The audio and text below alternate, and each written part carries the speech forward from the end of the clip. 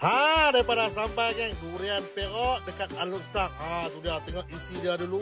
Tu nak mah-mah nak oren tu, ada yang kuning betul-betul lembek-lembek tu dekat Jalan Gansa Al-Ustaq.